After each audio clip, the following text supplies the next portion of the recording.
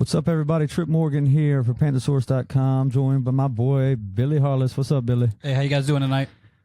We got a fun one to discuss. Kelvin Benjamin-less game for the Carolina Panthers. A lot of hype built around that after the trade deadline, of course. And Panthers came out big with a big home game, divisional game against the Atlanta Falcons. The score was 2017. The Panthers really controlled the game for the most part. Up until the end, they gave up the late touchdown, obviously, but 20 unanswered points from the Panthers after what you would call a rough start. I mean, I would say, wouldn't you? Yeah, it was a pretty bad start. It put me in a bad mood at the beginning of the game. I was really scared that the offense was going to be just done after how we started. Yeah, sketchy start. We'll take a look at some of those right now. This is the opening drive here for the Falcons. And they started off, they said they were going to go to Julio early against Bradbury. He slipped on that first play right there, unfortunately, and it went for a big gain. Julio actually was open several times today, and Matt Ryan just flat out missed him. And that's unfortunate for them, but it's fortunate for the Panthers. I mean, that touchdown late was really key. And then the Panthers offense, everybody was excited. Well, I guess some people were excited. I was excited to see what would happen with the Panthers offense without Kelvin Benjamin. Others were nervous. Jonathan Stewart, rough day on the ground, 2 fumbles. He had a fumble at home against the Eagles on the Thursday night matchup. The Eagles scored 7. 2 out of his 3 turnovers at home this year have gone for 14 points. The defense did bail him out on the second one here today. That was pretty rough to see. Yeah, I was very interested to see the new KB-less offense. I mean, I was even brave enough to put Curtis Samuel in my fantasy lineup. I was ready to see what speed would do and how it would open up the running game. And today, of course, we had a running game. Yeah, 201 yards on the ground, actually. Newton wasted little time going to Devin Funchess early. And, you know, some of the things we saw with Funchess, and this is one of the reasons I've always felt Funchess a little bit better than Benjamin, was his yak ability, that yard after the catch. And that's something Benjamin just wasn't going to do, that Funchess showcased today, and really his first role as the number 1 wide receiver for the Carolina Panthers. And here you saw Cam Newton with the big scramble, and then this very next play, Jonathan Stewart once again tries to fight multiple defenders. I mean, there's 3 or 4 guys coming at him, and that's one of the reasons you love Jay Stu, is he fights off these guys and he gets those extra yards after contact. There's a point where you have to say, I need to stop and give up, and you get stood up, and then this is ultimately what happens. Guys go at the ball, and they steal the ball right out from you. I mean, that's right there was the second fumble, and at this point, you're starting to get worried. If the Falcons go down here and they score a touchdown, the game's suddenly starting to get out of reach for you at home, and you've lost all momentum. So, but that didn't happen. The Falcons ultimately went for it on 4th down, I do believe. Was that the same drive? I think I had that highlight in there. It might not have been. But great catch there by Curtis Samuel coming in. He got to start alongside Funchess at the opposite spot. They're trying to incorporate more of that speed. Devontae Freeman started out strong. The whole Falcons offense really started out strong. Yeah, I was really there was no stopping them. Here's that 4th and 1 I was talking about when Matt Bryant went down injured. With our offense turning the ball over, our defense getting tired, and the way the offense for Atlanta was playing at the beginning, I thought we were in a big trouble. But we ended up slowing that run game down later in the game. Yeah. Then Funchess here on the 2nd and 14. See, and there was a lot of space there underneath. A lot of space there for him. I don't. Funchess in the game. Funchess makes those catches. He makes those runs.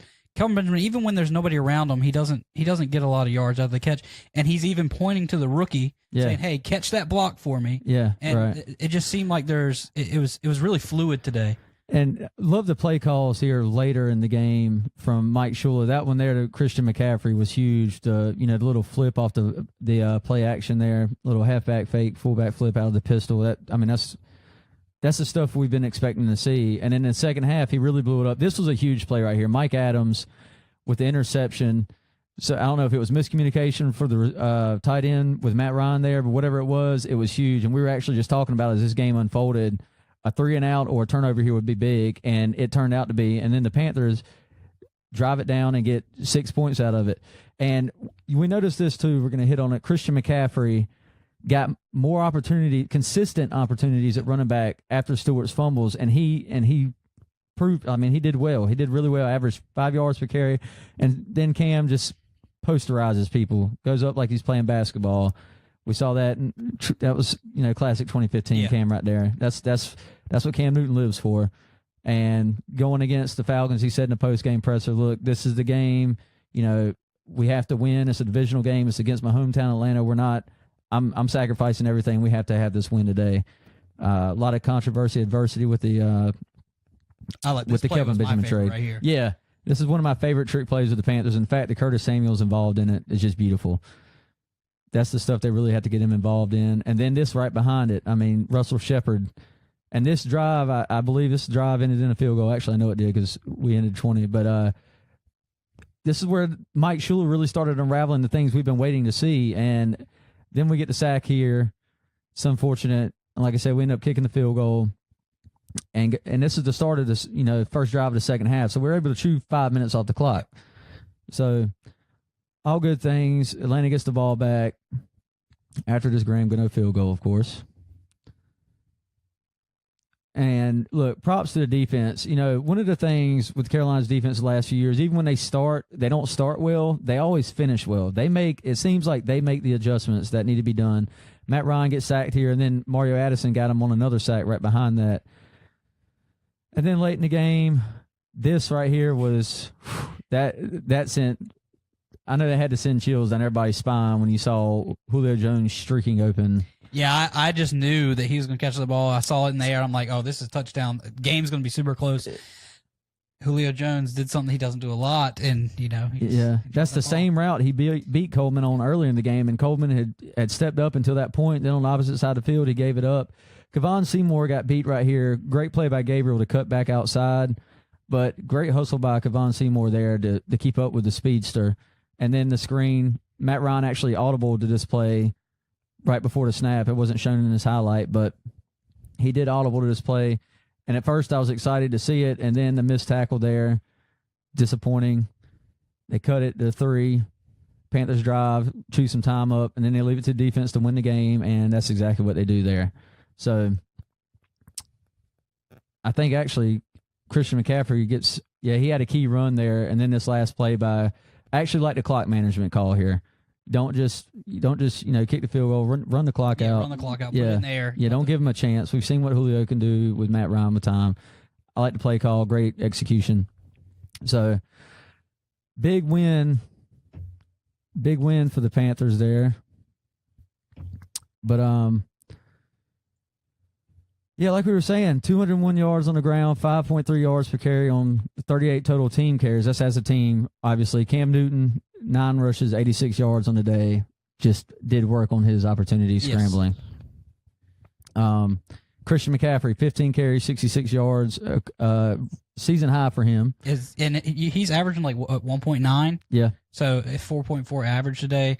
That's great, and it really showed the Benjamin move it paid off today in today's offense. Yep, no doubt about it. And then let's go to the receiving core since we're talking about it. Devin Funchess, 5 catches, 86 yards, 17.2 yards per average catch.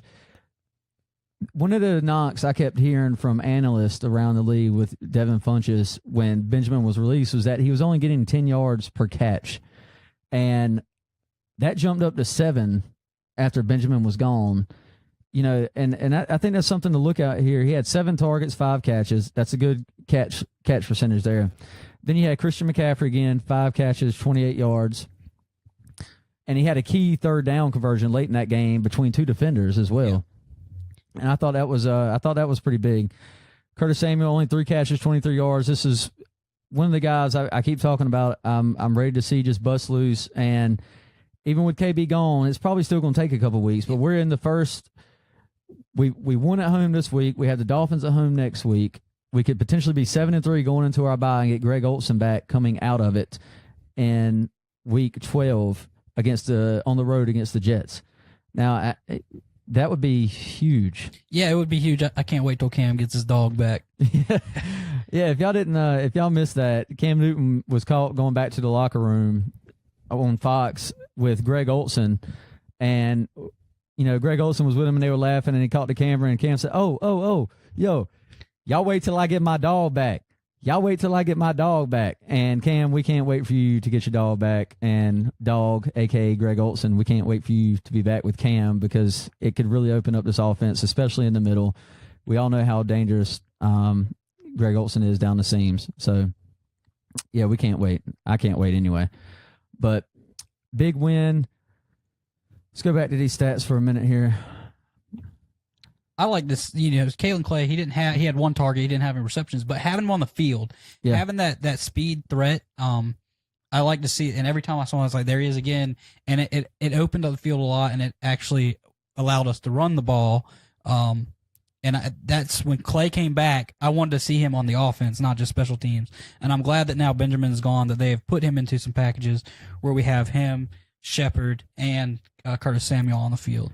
Yeah, and it's funny you say that, because Clay started on the first punt return. He actually muffed. Was it the first or the second? It may have been the second, but either way, he muffed the punt.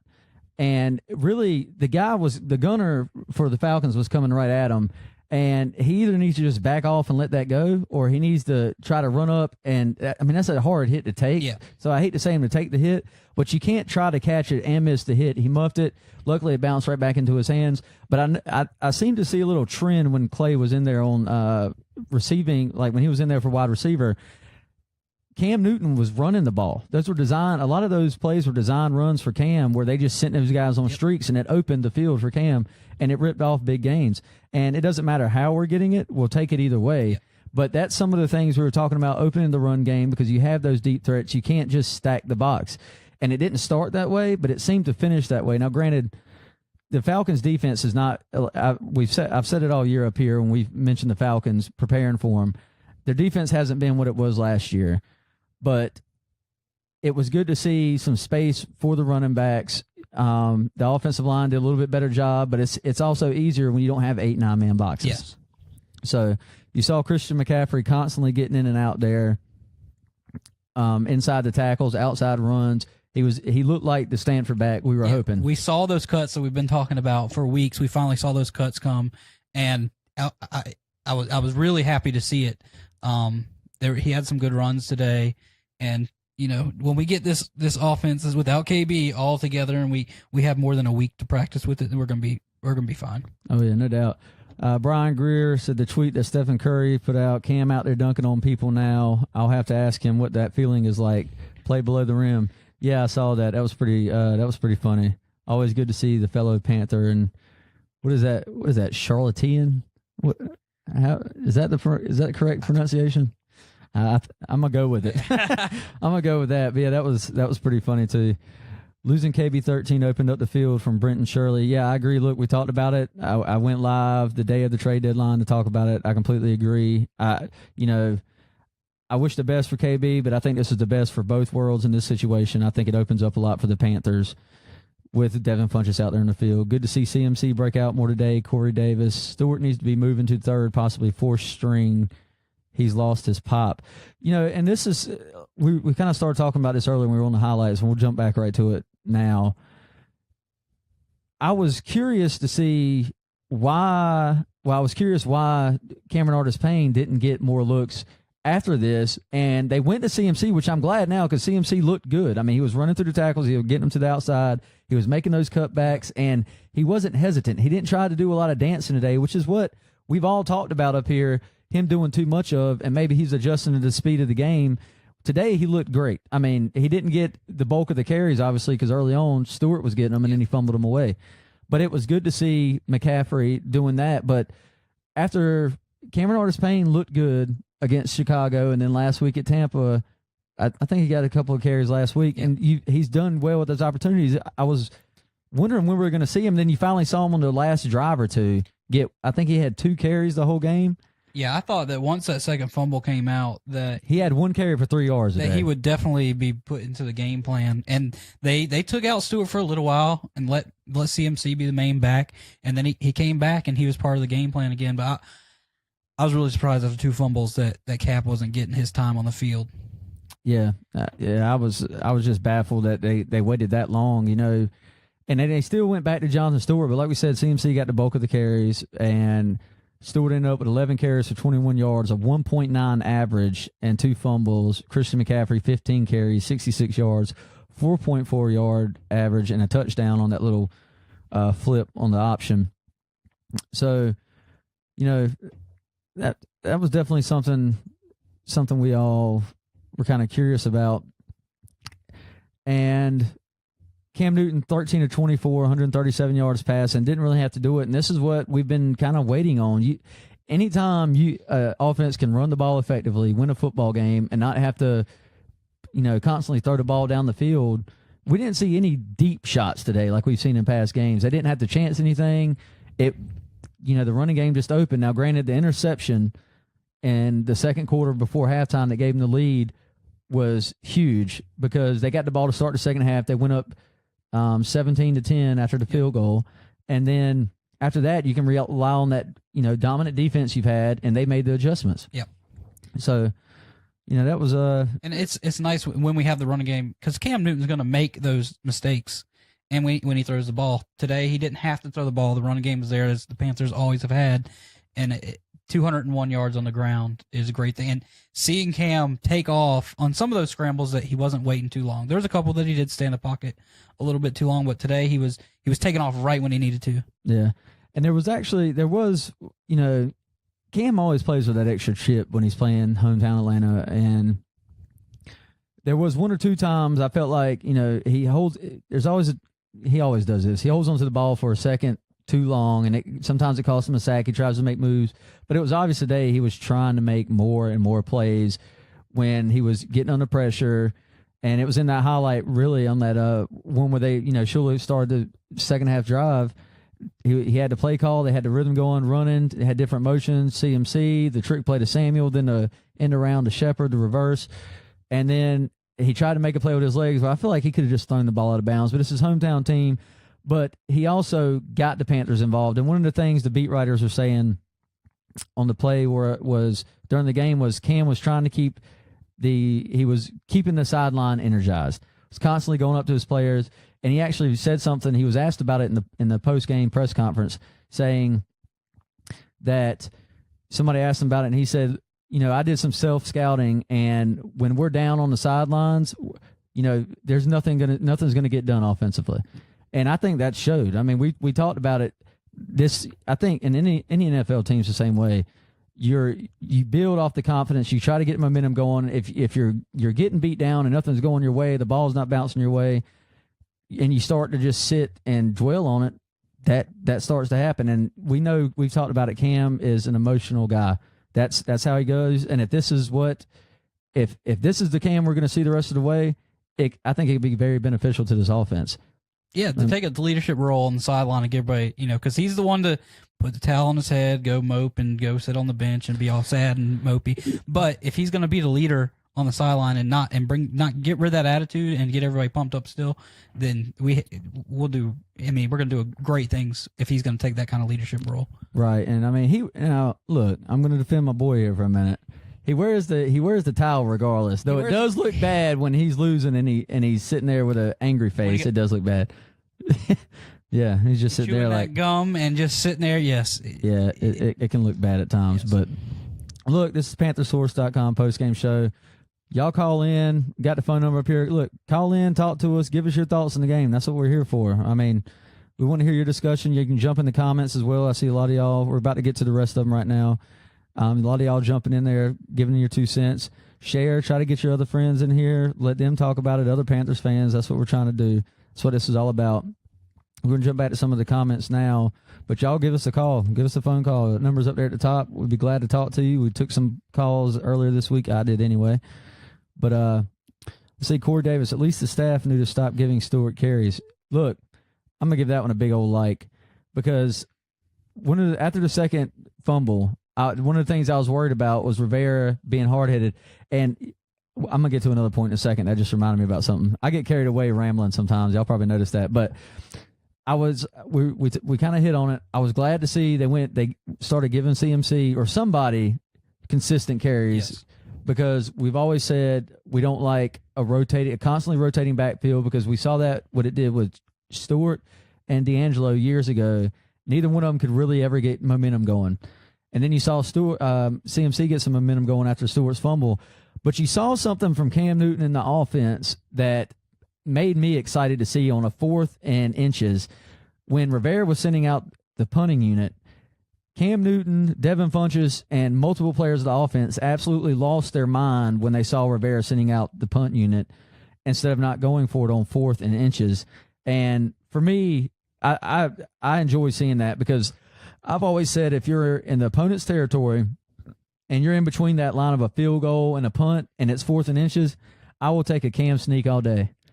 And what did they do? Yeah, they stuck him with Cam, and it's a good thing he got it. It's a good thing he got it. The thing he said, call my number, I'm going to get it.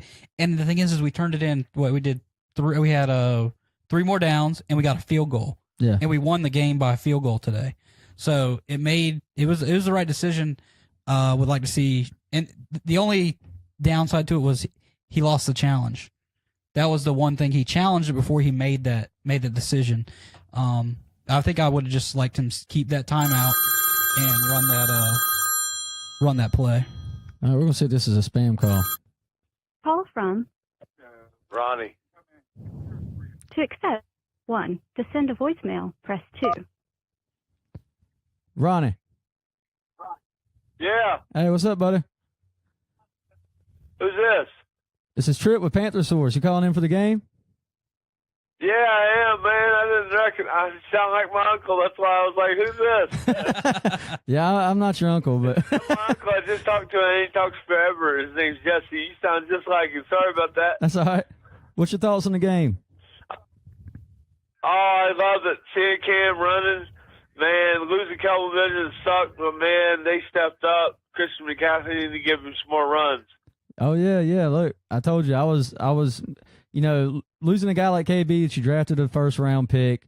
It's tough sometimes, but like I said, I think it was the right move, and we won today. We won by 3, but I think the next couple of weeks moving forward, it'll really start to show how it pays off. I think Christian McCaffrey needs to get some more runs. Yeah. I love it. Cam doing his thing. We won. Defense looking good. God bless Carolina Panthers. Keep going. And I'm a guy who lives in Ohio, so I love the Panthers. Oh yeah. Well, I appreciate you tuning in with us all the way from there because we're over here in North Carolina. Have a good day. God bless. All right. Thank you, buddy. Yeah. So I mean, People, there's the fan base is split down the middle. Either they hated the KB thing or they loved the KB thing. When I saw the KB trade, I was shocked. It was out of left field, but I was not against it. We've talked about it this whole season that he plays small. It's not working, and I'm not sad that he's gone. I'm not hurt at all. And we it's like we said earlier, the catch Devin Funchess made kind of going down, that Cam had to throw low, almost in double coverage on a 3rd down. Funchess makes that catch, and me and you both looked at each other. We said, "I bet you KB he doesn't make that catch," and then he makes the big, the yards after the catch. And I looked at you then, and we both said that's something KB doesn't. That's something KB's not going to make, and I think that was key. Oh, I think he's calling back here. Call from Ronnie. Ronnie ain't done. to accept. Ronnie. It's Tammy. Oh, hey, Tammy. We love the Panthers and go Cam. Oh, well, thank you, Tammy. And Ronnie. Yes. Yes, go Panthers. You. Yeah, Keep pounding. Keep pounding. Thanks for y'all tuning in. Yes.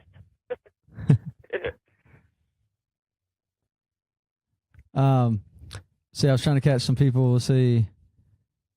At least the staff knew. Yeah, Atlanta ran the dig all game. It's from Antonio Correll. Atlanta ran the dig all game. Why didn't we run cornerback high safety drop low, almost like cover 3 on Jones' side? Well, I haven't watched the film, but I could see that. But I think what Jones beat Coleman in the safeties with a lot today was that double move over in the seam. Yep. I mean, he beat him on the right side early in the game, and then that's what he dropped the touchdown pass on late. And, Ryan missed him the first time, and he was wide open, had Coleman beat. Ryan overthrew him. And then Jones dropped a perfect pass from Ryan the next time. So we were fortunate on both of those accounts.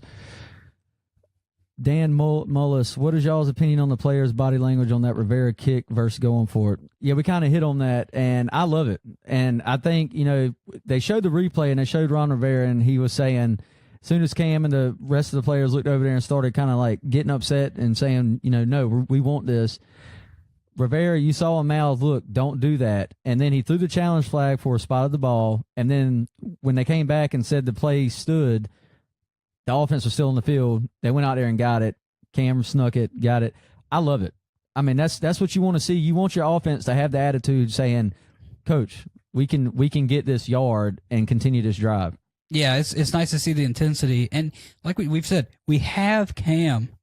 It was like 6'5", it was like 250 4th and quarterback. 3 inches. Yeah. Just he jumped over the top. If he doesn't get it, I'll live with it. Yeah. That's like the 4th and 2 call a few weeks ago. I think it was against Chicago, where we snuck it with Cam.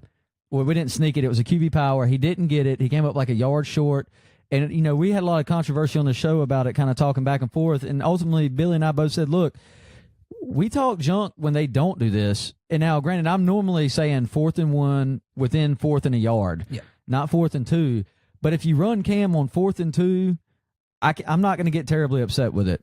If you do it on a 4th and 1 in their territory, I'm definitely not going to get upset with it. If he doesn't get it, I'll live with it. Good play by the defense. But at 6'5", 250, I think you're crazy for the length and the athletic freak that Cam is not to do that. That's just me personally. Unless you're up big, you can kick the field goal or – situationally, but in that spot, I thought it was a great call. The Panthers offense needed to keep that momentum going. I thought it was the right call. Let's see. Body language. What's wrong with Stu? I'll let Billy. I know Billy's been dying to comment on this, so I'm going to let him rant for a minute. What did I say week 1? Stu is washed. I'm not a big fan of Stu. I haven't been a fan of Stu. Today, he lost 2 fumbles. Every fumble we've lost them all year, right? He's lost 3. 3. One of them went for interception because he just kind of threw it in the Eagles game. But 2 of them went for 14 points for the opposing team's offense. Our defense bailed out against Atlanta today on that second one. But I think Stu is washed. I think it's time to move on. And Cap is sitting on the sideline waiting. And I would like to see him a lot more. I would too. And this is where now I'm starting to get conflicted because we've been talking about CMC possibly moving to more of a slot role, but still keeping him somewhat in that threat with the running back. And then today you finally saw when he got consistent carries, he looked good, nearly 5 yards a carry, and you were seeing those cutbacks and the burst and the speed just getting there. And if he adjusts, what do you really do then? And then you have a veteran. You know how Ron Rivera is and the staff is with veterans. You saw it with D'Angelo with Stewart, and they had to get rid of him. I actually saw somebody say, Kelvin Benjamin's gone, Jonathan Stewart's traded next. Well, that's obviously not going to happen this year as we're past the trade deadline. But what are your thoughts? I mean, what would you think? Well, if Stewart doesn't fumble the ball, the offense, the running game was opened up by our receivers that we have now on the field. I don't think, in my opinion, like I said, I'm not a big fan. I'm never big fan of KB. Right. So with him gone, we have the speed. It opened up some lanes. It took that box and moved him out into secondary. It allowed CMC to have that space. Can Stewart get in that same space and still make some of those runs? Yes. But he's making the costly turnovers. Yeah, and he's more of a power guy. Look, last year, one of the reasons I was still, when you brought up Stu being kind of washed up, he's getting out of his prime. I mean, obviously, he's 30 years old now, so he's getting to that point as a running back.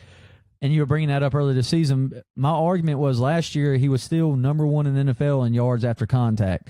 And when you're doing that, especially last year, considering the injuries we had and as bad as our offensive line play was, which it still isn't great now, but when you have that kind of guy, it's hard to pass on somebody that can get yards after contact versus somebody who's going to be better in space when they're not getting space. Yeah. But now with the change of receivers and speed, I think we saw some of that today, like we've been talking about. 200 yards on the ground is the most for the Panthers this year. The second most was 140 as a team against, I think it was, I actually had that pulled up. It was against New England in week 4. So, but there are holes that Stewart can, and we see it. Stu, what are you doing? Just running into the back of the defenders, just not reading the play. Not just I don't know. I think he needs to be on the bench. That's just me, and I said at the beginning of the season I'll stick to it. Definitely after today. If that keeps happening, that's exactly what it'll lead to. But Fozzie Whitaker didn't play this week. There's a chance he'll be back next week, and then that's going to cut into Cameron Artis-Payne too. I mean, that's going to be, and Cat might not even be active next week if that's the case. And that's another thing that's going to be going on. William Lee, hello from Virginia. Hello, William. Thanks for joining us. Chuck Bennett, Stu is trying to make something happen, been hitting the backfield most of the season, still a hard runner who doesn't go down on first contact. And look, I'm all for that. I'm not saying when you get touched, go down. But when you're taking on 3 or 4 guys are on you and stands you up, you can't keep fighting because that's when the ball got stripped like it did today. And that's when you turn the ball over and you're just trying to do too much. Look, when 3 or 4 guys get on you and stand you up, try to go down. And then really the refs in the NFL lately are really pretty good at stopping forward progress. Yep. I think they've been really good at that. Well, the first one, I will blame him more on not going down. The second one, it was the second person there to punch the ball out. Yeah. So it was, it was Neal. It wasn't like he was being gang tackled like the first one. But the second one was completely, on him, just not holding on to the ball, not securing the ball. Yeah. I mean, I completely agree with that. It's just that first one was frustrating.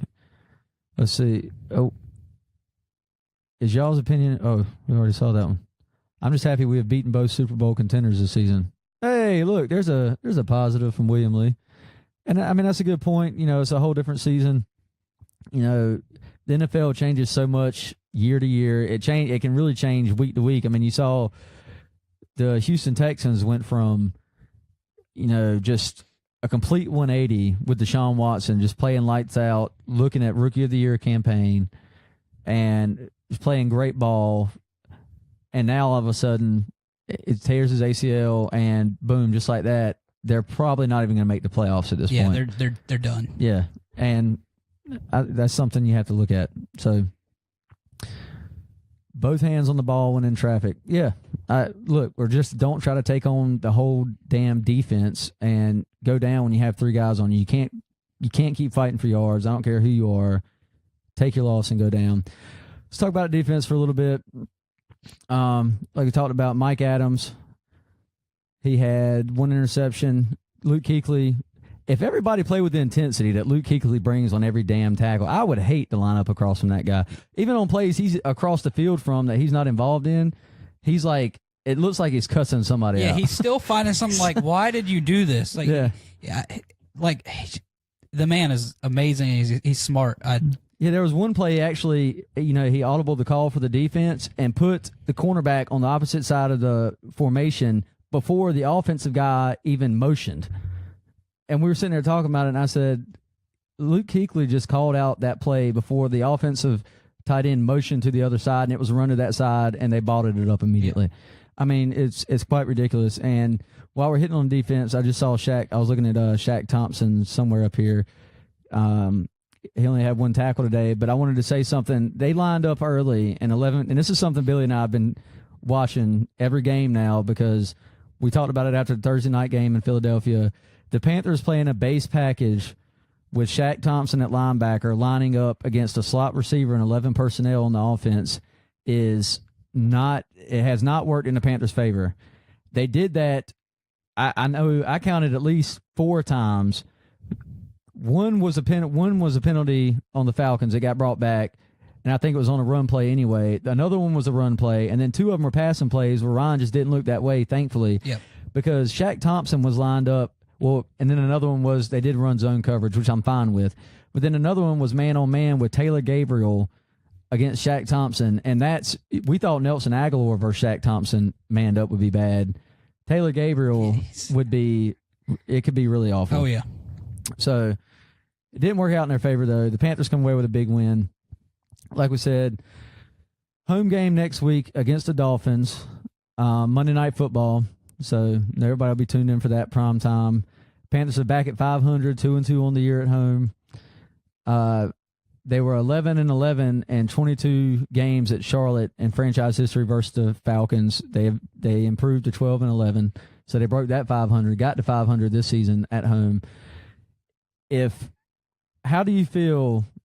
I mean, this is kind of a rhetorical question, I guess, but how do you feel if the Panthers can beat the Dolphins, which they should beat the Dolphins, barring a setback in practice with injuries or something, next Monday night at home, going into a bye week, and then potentially getting Greg Olsen back against the Jets in Week 12 is something we've talked about the last 2 weeks, but I don't feel it can be stressed enough right now.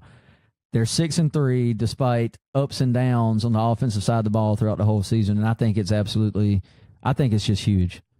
Yeah, it's if we get the win at Miami, we have the bye week, and we get Olsen. It's a 1,000-yard receiver that's coming back. I think it's going to open up so much. And if this is what the speed is doing for a running game, now we have an actual threat that people know that Olsen can catch the ball. Olsen's going to do this. I'm really excited to see the offense at that point. Yep. So we got some comments rolling in now. Cody Wilson, what's up, buddy? You can't keep trying to fight for yards when there's no hole to run through. He needs to be more alert. Props to Cam. Nice dunk. Yeah, I'd like to see him. You know, they should put Cam. They should have like an all-star. Do they have an all-star dunk contest? I don't keep up with the NBA dunk contest much, but they should do that. No, better not. They probably shouldn't, because I don't want Cam doing that in the middle of the season. Brenton Shirley, having Curtis Samuel in the starting lineup is important. It makes the defense hesitant, and having a McCaffrey just makes it that more difficult for a defense. It's what we preached about after the Benjamin trade, guys. I can't stress it enough. I hope everything works out for Benjamin in Buffalo, but I really felt that was a good move for both sides. Benjamin isn't going to get benched, former first-round pick, because he really doesn't, he's not bad enough to be benched. I think he could be a pretty good number 2 receiver somewhere, but he's not. These analysts, I was watching Game Day morning, and everybody was talking about, I don't know what the Panthers are thinking, getting rid of Kelvin Benjamin. Like he was a top 5, even top 10 wide receivers. It's just not the case. He's not even, in my opinion, he hasn't proven to be a true number 1 receiver. And that's my issue. I don't see why the fact that he's the Panthers' number 1 target says something about the Panthers' offense. It's kind of like we hit on in 2015. Everybody was like, who are these guys Cam is throwing to? Yeah. It's the same thing now, you know? Yeah, and I like I said, I've never been a fan of KB.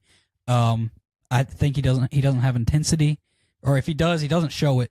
He plays small, and why anybody would think, why do you get rid of him? He's not a Julio Jones. He's not a Dez Bryant. He doesn't play to his size. He doesn't play to his size, and he doesn't play to that wide receiver 1. Yeah.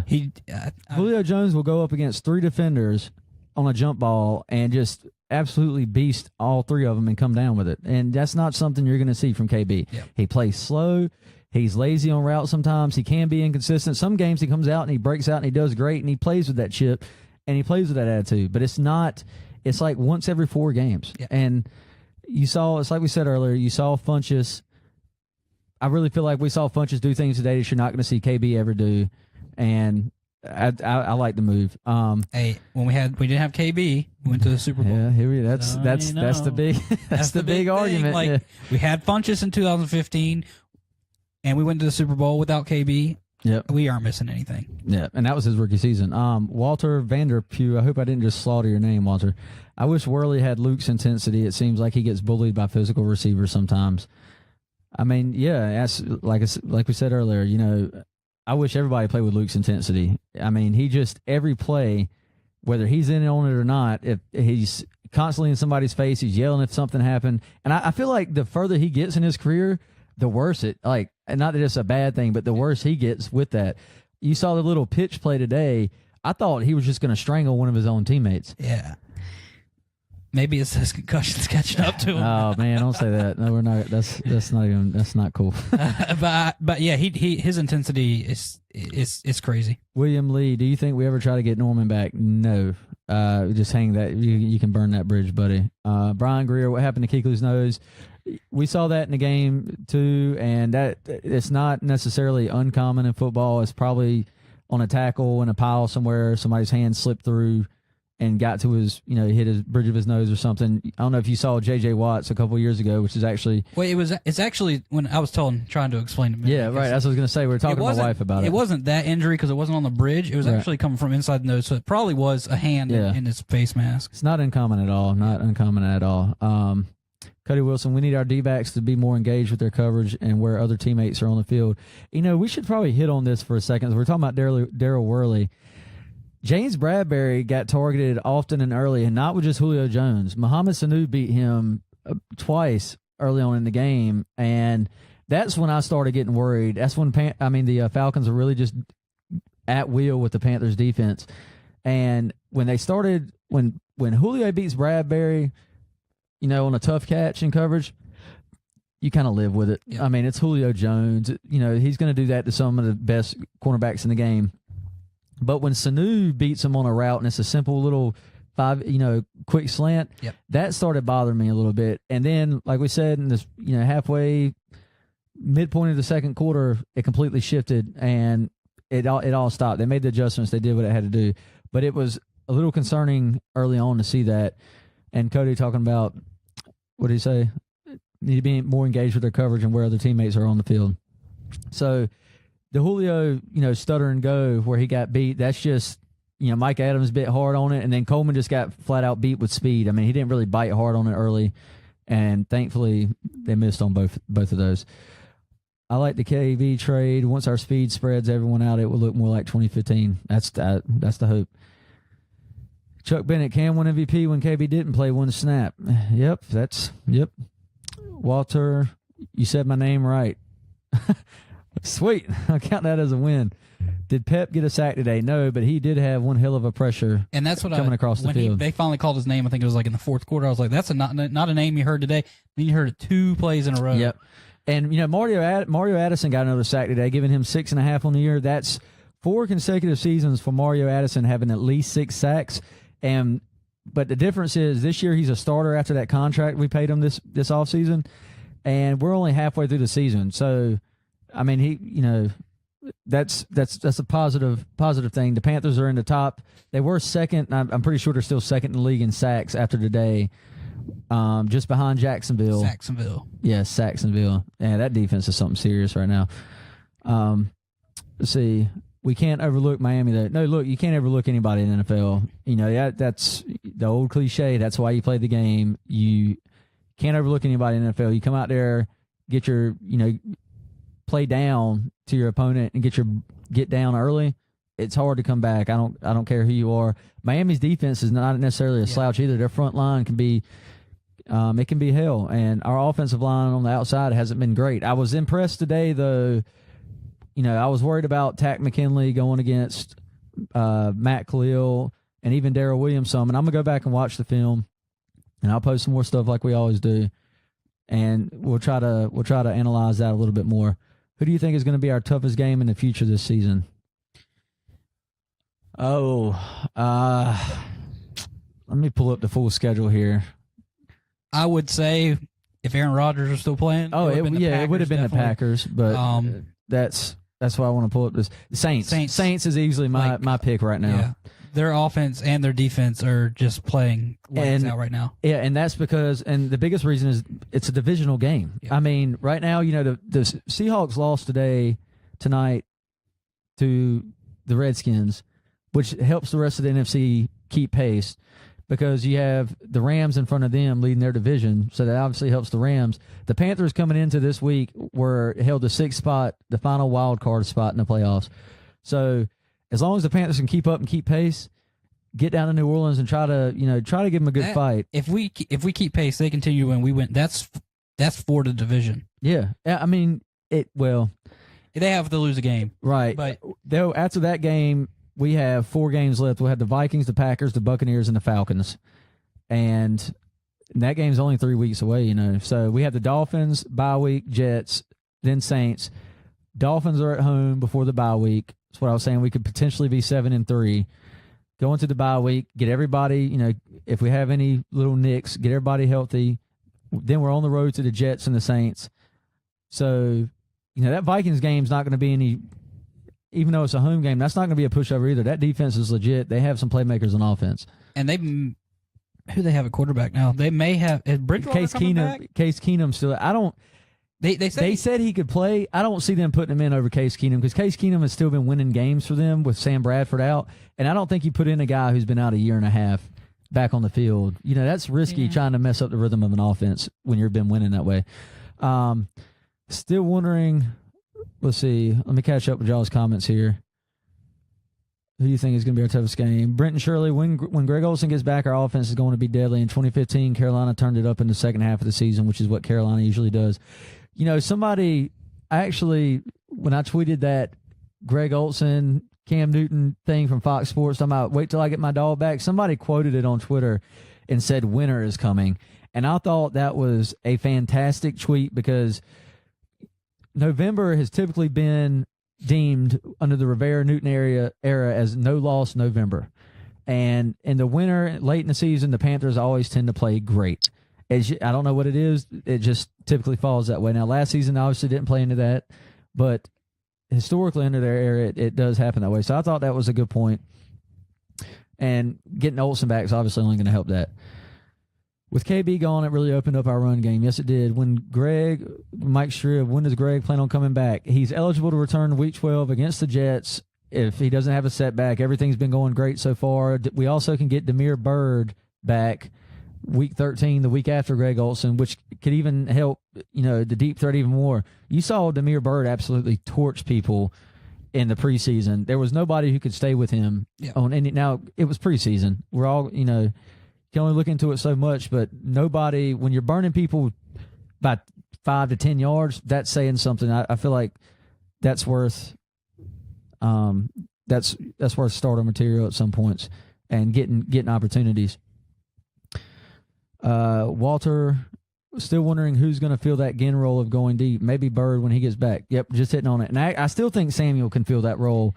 We didn't have to do it today, as far as taking the deep shots. But I'm sure the routes were there. Like I said, we got to go back and look at the film before we can, sit here and, dive too deep on something we haven't actually watched. But I agree. I still think Curtis Samuel's going to do that. I still think he can do it. And I definitely think when Demir Byrd gets back, it's going to give him even more opportunity to do it. So yeah, I think that Samuel could definitely be the one to fill that role. And he probably catch the ball. Yeah. And that's the thing, like, I hate to beat a dead horse on some of these things, but it all comes full circle sooner or later. And as much as everybody knocks Ted Ginn, he constantly got the separation, was constantly open deep down the field. But if he missed one, he was open on the next to the last, the next play after that or something, and he was scoring a touchdown. He didn't drop that one. So, I'll take that. If he's stretching the field, it's still helping the offense with the run game and not allowing defenses to stack the box like we kept talking about. Cody Wilson, no offense, but we really need a little more riverboat run. It helps the morale of the team when you show faith. Hey. And I think that's what they wanted today. Yeah. When they showed that intensity, like, what are you doing? Like, that's his name that he's been given, but we haven't seen the riverboat. What do we punt it from the 37-yard line or something earlier this year? Yeah. So. Yeah, he did, and we were down 10, 13 points in that game. Yep. It was the Saints game. Yep. And he didn't want to give the Saints momentum at our house. But, that's debatable.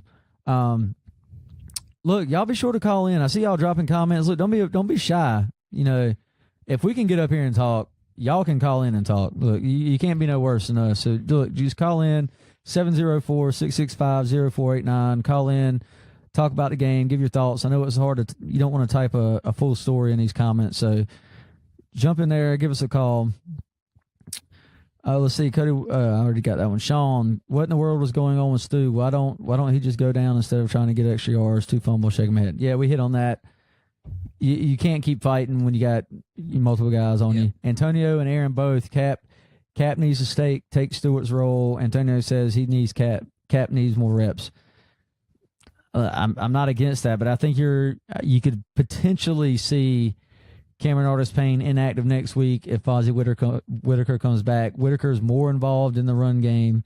We saw that. I think it was the New England game, the fake screen to CMC, and then Whitaker was wide open on the side. And Fozzie's kind of like the Captain Munderland of the defense when Munderland intercepts the ball, for some reason he's always scoring a touchdown. Yeah.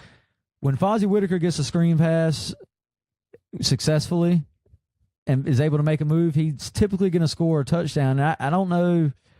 It's not that he really makes a bunch of moves. It just somehow happens that way, and we'll gladly take it. So, Corey Davis, I too was surprised Artis Payne didn't get many reps. I mean, yeah, we didn't understand it, but look, CMC, they gave it to CMC. It worked out great. William Lee, I like Mike Tolbert in some situations. See, and I'll comment on that because today they use Arma quite often with CMC. They use him for a couple times. And power runs. For the power runs, to run behind the fullback. And that's more of what he was used to in Stanford. And yeah, you we said mentioned that. that. He needs that lead blocker, and we had him on the field a lot more today. I think it helps with his patience. Like when everybody was watching for the draft, watching his college tape, I think a lot of his patience came waiting to read his fullback block, and then he hits the other way and he's gone. I think that's a lot of what CMC did. I think that's what helped him in college, and I don't think it's a coincidence that it's obviously working in the NFL on a lot of the plays. Benjamin Willis, I think Christian just needs to be a receiver. He's a beast in the passing game.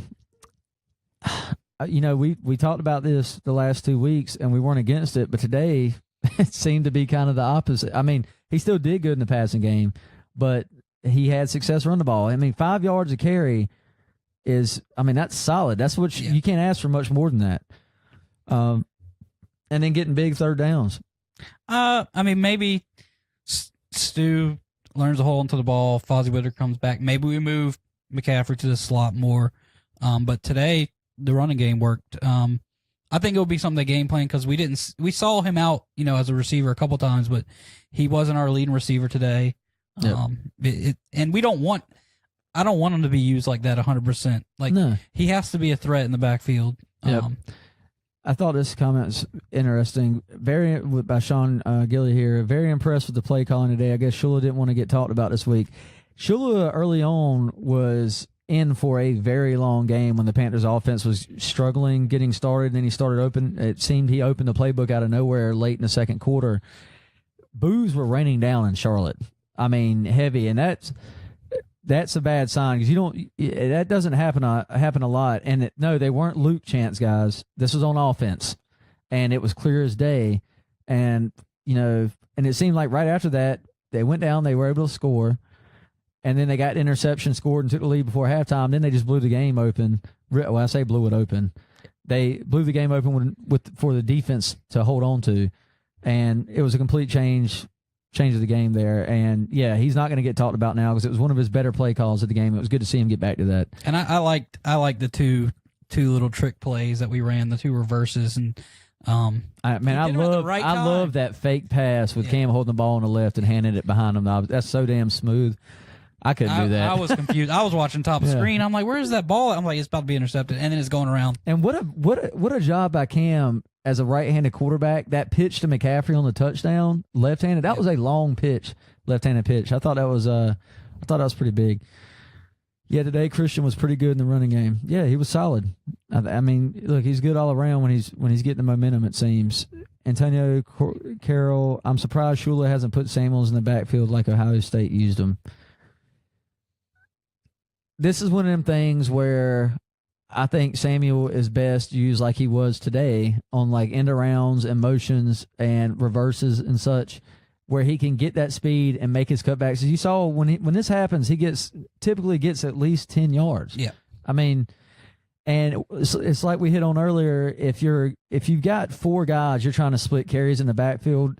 None of them are ever going to get momentum to keep a rhythm going for the offense, and you're taking snaps away from somebody else who may have a hot hand.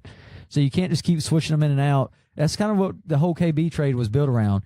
You're going to do this, you're going to do this, and you're going to do this. It's not going to be you're going to do this here, but you might have to do that there, so be prepared for it. You can focus on one job and still be effective and help open the field for the rest of the offense.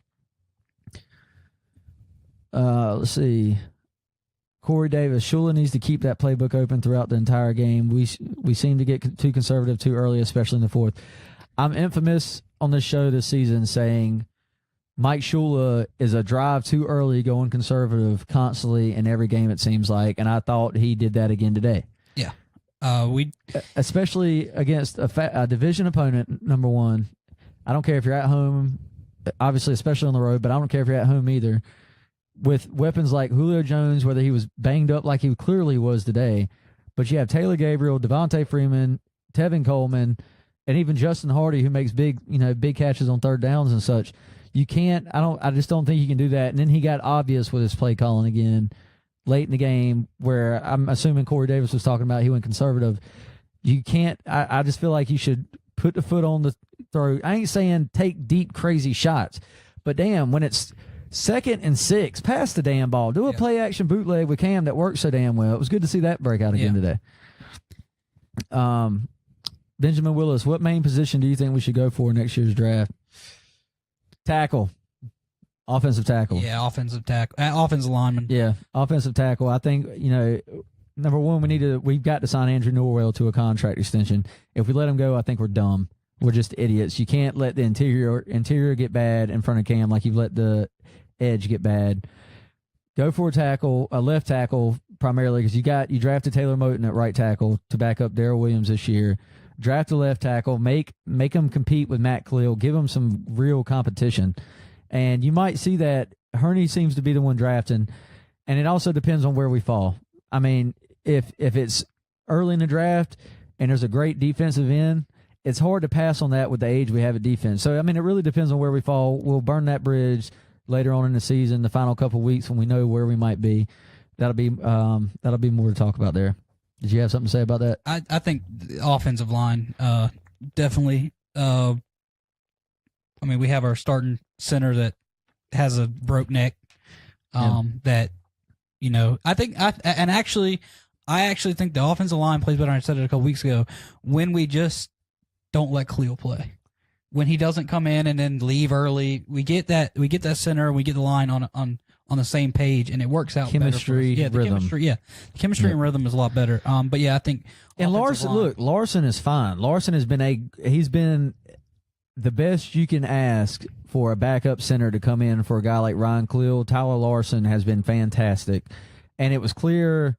Well, now granted, we only got 2 or 3 series with Ryan Khalil back, but it was off. Like, it was bad when he came back. Yeah.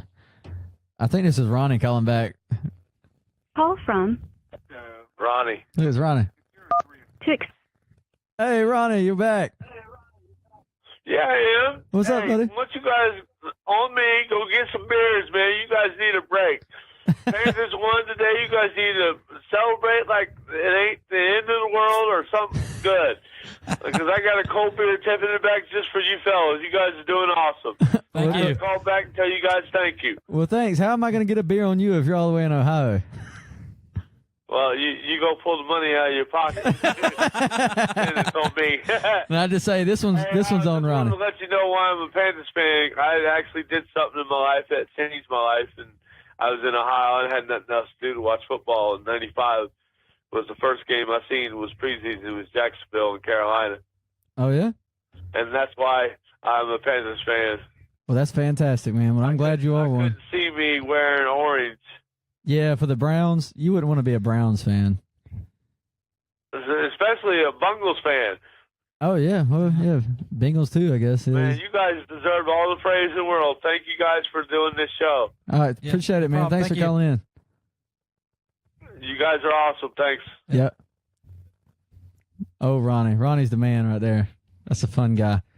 I would like to have a beer on him. I might just have to go do that out of my fridge at some point. But no, look, y'all call in just like Ronnie did. We love taking the phone calls. Anything you want to talk about. Where are we at here? Benjamin Willis. This was a good question. What main position do you think we should go? I'm sorry. Walter, can Samuel emerge as an outside receiver, or is he better as a slot? Billy and I kind of talked about this during the game today, too, because we saw he was lined up a lot inside there. And, he can be dangerous. Some of Ginn's most dangerous matchups and some of the biggest success he had with his speed was inside slot, matching up against linebackers and beating them across the field. So it's really it just really can depend on package. I think he can be great at. I think he can be fine at both. Personally, you saw Kalen Clay come in and line up outside. We talked about use that deep threat too alongside him, but a lot of those seem to be design runs. And Cam did take a shot to him late. He did take a shot, and it was not a good shot though. He was kind of double covered. I didn't think that was the best decision at that time, but. He did take a shot. He runs that to the post, to the pylon. It's good. I think there was some miscommunication there, maybe. And then he got the offensive pass interference. Yeah, then he got the offensive pass interference. Yeah. Cody Wilson, Whitaker, Cap, and McCaffrey in a pistol tee, dangerous. Ooh, that would be nice to see see if that's successful. Sean Gilly Funches really stepped up big. Yeah, he's big. See, he had to so he could show it was best to keep him other than Benjamin. That's my wife. Yes, he did. Surprise, no Matt Cleo mess ups today. Walter said PayPal for Ronnie. You know what? Why didn't I think of that? Venmo me, Ronnie. Venmo me some money, and we will gladly go get a beer on you here in North Carolina. Look, like I said, if y'all want to call into the show, 704-665-0489. Don't be shy. We're here, or you can keep feeding the comments. But like we said, big potential to go into the bye week in week 11, 7-3, come out, get Greg Olsen out of the bye week, play the Jets on the road, and then you have to play, it's the Saints, right? Isn't that what we said? The Saints? Yep. Yeah, Jets and the Saints in New Orleans. That's going to be a huge game. And I'm getting together with Zach right now. I think my wife and I are going to that Saints game in New Orleans. We're teaming up with Zach from the Roaring Riot. They got to take over going on down there. We're going to be getting together on some a section where we're going to sit. I think it's going to be lower level somewhere. Ticket prices are actually really cheap, so y'all should. I'll push that as soon as I figure it out. Y'all should definitely, if you can, join us, and let's raise some hell down in there in New Orleans. Let them know we're there. Get loud for our team, all that stuff.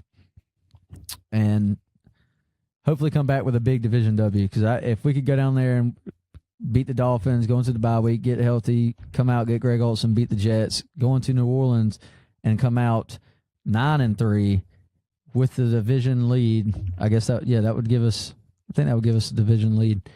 Then, I mean, man, that would be a heck of a run right there. But you can't overlook anybody in the NFL. That's like we were talking about earlier. You still got Miami. New York the Jets are no pushover this year, and I think they proved that. Everybody thought they were going to be the worst team in football, and we got to play them in New Jersey.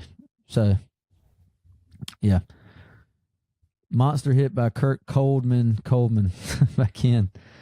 Yeah, look, that was a hell of a shot he put on. It was on Devontae Freeman. He actually had to get helped up off the field. And then he acted like he was okay. He was dazed. Yeah, I want to eat. But he had to be lifted off the field so they didn't have to burn time out. He wanted to eat some damn painkillers. Randy Merchant, it might be a Sunday night game. What's that? Oh, yeah, that could be a potential flex. That's not out of the possibility. Saints, Panthers, that's a good point. Yeah, it might, because if we're fighting for the division lead, yeah, they could flex that's a good point. Brandon Brashear, we should utilize our fullback until we can get our O-line figured out. He's a beast and can provide an extra blocker to help jumpstart our run game. Yeah, and I think you've seen more of that the past couple of weeks. They really started that in the Chicago game when we saw it late in the second half. Unfortunately, the Chicago defense just played lights out that game, and we just couldn't get it together offensively to showcase the passing game off of it. But anyway, Mindy Bay. Well, my wife's asking for money up here, and that's never good. Seems like all of our games have been away for the most part. Let's see here. 49ers, 1, 2, 3, 4, 5 away games. 1, 2, 3, 4 home games. So, and then the next game will be our 5th home game. So it'll be 5-5 through the first 10 weeks of the season before the bye week. So it's pretty evenly split. Though it seems the away games come in spurts.